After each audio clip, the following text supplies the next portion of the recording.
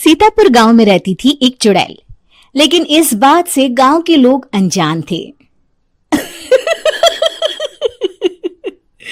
जब तक पूरे गांव की एक एक औरत के गहने मेरे पास नहीं आ जाते, मैं इस गांव को छोड़कर नहीं जाऊंगी, चाहे इसके लिए मुझे लोगों को गायब भी क्यों ना करना पड़े।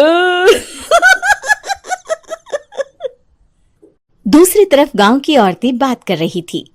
अरे सुन रही हो, ये देखो मैंने कल ही नया हार बनवाया है सोने का, कैसा लग रहा है? बहुत ही अच्छा है ना, पहले तुम पहनो, फिर शादी में अपनी होने वाली बहू को दे देना। और क्या, सोने चांदी का यही तो फायदा है, जितना पुराना उतना महंगा। लेकिन एक एक पैसा बचाकर ये लेना सच में बहुत मुश्किल हो रहा था मेरे लिए। तभी वहां पहली का पति आ जाता है। गांव में एक औरत के घर के सोने के सारे गहने चोरी हो गए। लोग बातें बना रहे कि गांव में कोई चोर घुस आया है जो घर की कोई चीज को हाथ नहीं लगाता, पर सिर्फ सोने के गहनों को ही चुराता है। अब तुम ना अपने ये गहने संभाल कर रखना। हे भगवान, ये क्या बोल रहे हैं? ये तो वही बात हो गई कि गांव बसा नहीं और लुटेरे पहले आ गए। दूसरी तरफ गांव के ही एक घर में रंजना रहती थी। उसके पति का गांव में चाउमीन का ठेला था। एक दिन उसके घर में एक औरत आती है। अरे रंजना, तू गांव में नहीं है तो सोचा तुम्हें बता दूं। गांव में बात चल रही है कि गांव में एक चोर घुस आया है जो घरों के सोने के गहने चुरा लेता है।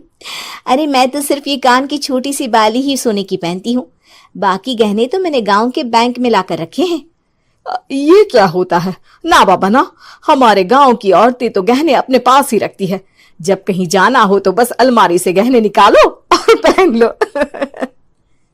दूसरी तरफ एक औरत हाथ में टोटके वाली छोटी सी गुड़िया लेकर घर में चली आती है। अरे कोई है? घर की औरत है क्या?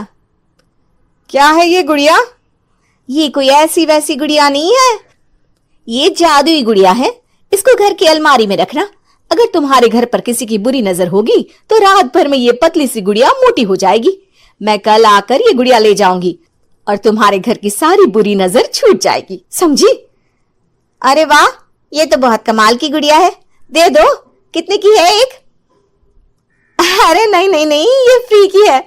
मेरा काम इस पूरे गांव को बुरी नजर से दूर रखने का है। हाँ। भली औरत उसके हाथ से वो गुड़िया लेकर अलमारी में रख देती है। लेकिन अगली सुबह जब वो उस गुड़िया को देखती है तो पतली सी गुड़िया मोटी हो चुकी होती है। हे भगवान, ये क्या? किसने मेरे घर को बुरी नजर से बांध रखा था? तभी वो गुड़िया वाली भी आ जाती है। मैंने कहा था ना, घर पर बहुत ज्यादा बुरी नजर है, लाओ ये गुड़िया मुझे दे दो। औरत वो गुड़िया उठाकर उसे दे देती है। गुड़िया हाथ में आते ही वो औरत उसे लेकर सीधे गांव के बाहर की खाली हवेली में चली जाती है और साधारण औरत से चुड़ैल बन जाती है। अरे पगली, गांव वाली इस गुड़िया के पेट में तेरे घर के सारे गहने हैं। इतना बोलकर वो गुड़िया को फाड़ देती है और सारे गहने निकाल लेती है। वहीं दूसरी तरफ, हे भगवान, मेरे घर के सारे गहने चोरी हो गए। उस औरत के घर के आसपास लोगों का जमावड़ा हो जाता है और लोग बातें करने लगते हैं। लो जी, ये भी घर गया। पता नहीं कौन चोर है जो इतनी होशियारी से गहने चुरा लेता है। कुछ समझ में नहीं आ रहा कि कौन है। लोग तो घर से कहीं जाते भी नहीं है, न ताला लगे न घर खाली हो, फिर भी रातों रात गहने चोरी हो जाते हैं। अरे हम तो कहते हैं लोगों को बारी बारी चौकीदारी करनी चाहिए, चोर को तो पूरे गांव वाले मिलकर पकड़ ही लेंगे। लोग बारी बारी घरों की चौकीदारी भी करते हैं, लेकिन चोरी होने का सिलसिला रुकता ही नहीं। फिर एक दिन रंजना के पड़ोस से भी रोने की आवाज आती है। अरे आज ही घर की बुरी नजर उतरी और आज ही सारे गहने भी चोरी हो गए। कैसी बुरी नजर? क्या हुआ था? तभी वहां उस औरत का पति भी आ जाता है जिसके घर में गहनों की चोरी हुई थी। हाँ, मेरी बीवी ने भी किसी गुड़िया को घर में बुरी नजर उतारने के लिए रखा था, लेकिन अगले दिन गहने चोरी हो गए। अब रंजना को कुछ कुछ बात समझ में आ जाती है। वो गांव वालों से कहती है, देखिए अब आप लोग चिंता ना करें, जल्द ही चोर पकड़ा जाएगा। उस नजर उतारने वाली गुड़िया को आज मेरे घर कोई भेज देना। फिर क्या था, चुड़ैल को लोग रंजना के घर भेजते हैं।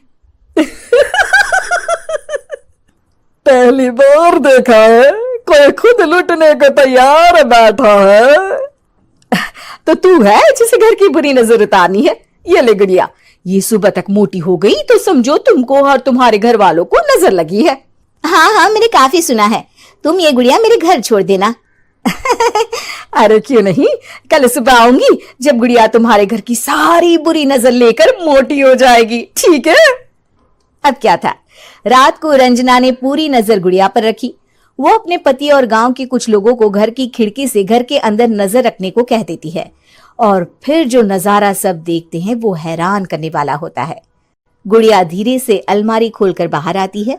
अलमारी के सारे गहने लेकर घर में जहां जहां गहने होते हैं वो लेकर अपने मुंह से खा जाती है। वो जितने गहने खाती उतनी ही मोटी हो जाती और फिर अलमारी में बंद हो जाती है। गांव वाले डर के मारे वहीं बेहोश हो जाते हैं।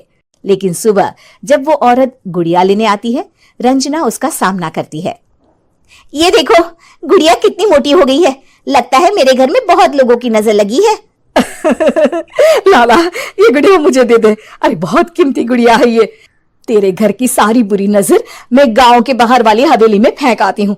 शाम को फिर लोगों के घर इसे लेकर जाना है ना। इसमें तो मेरी जान बसती है, जान। रंजना गुड़िया को चुड़ैल की तरफ बढ़ा देती है, लेकिन फिर वापस ले लेती है और गुड़िया के हाथ मोड़ देती है।